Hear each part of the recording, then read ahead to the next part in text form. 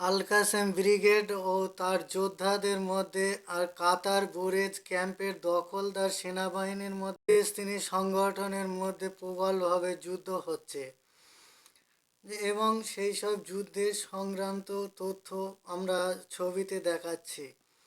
ফিলিস্তিনের এ, যে স্বাস্থ্য ব্যবস্থা পুরোপুরিভাবে ভেঙে পড়েছে। 10,000-এরও বেশি আহত লোককে বিদেশে নিয়ে গিয়ে ট্রিটমেন্ট করানো হচ্ছে, যেমন কাতার ও বিভিন্ন দেশে নিয়ে যাওয়া হচ্ছে।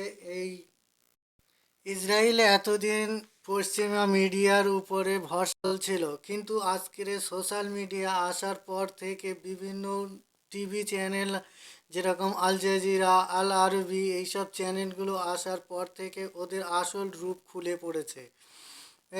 এবং দেখো, এই আজকের প্রায় 100 দিন ধরে যুদ্ধ চালিয়ে যাচ্ছে, সেখানে গিয়ে গাজার আম পাবলিকের উপরে অত্যাচার করছে, কিন্তু একটাও ইসরায়েলের যে বন্দি আছে সেই সব বন্দিদেরকে আজও পর্যন্ত কিন্তু একটারও ছাড়াতে পারেনি ইসরায়েলের সেনাবাহিনী, আইডিএফ ফোর্স।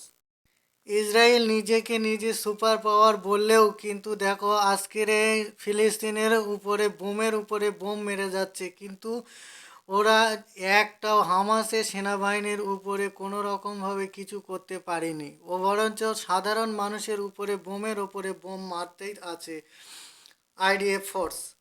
আজকে কোনো সংবাদ মাধ্যমে শোনা যায় না যে হামাস একজন আতঙ্কবাদী সংগঠন, ওনাকে বলা হয় এখন স্বাধীনতা সংগ্রামী যোদ্ধা।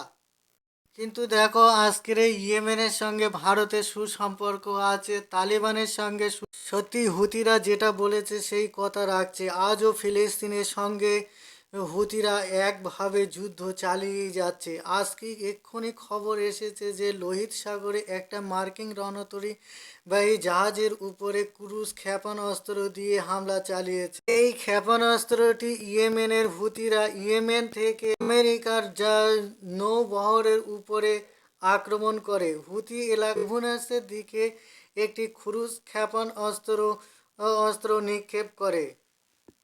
বর্তমানে হুতিরা যেটা বলছে সেটাই করে যাচ্ছে।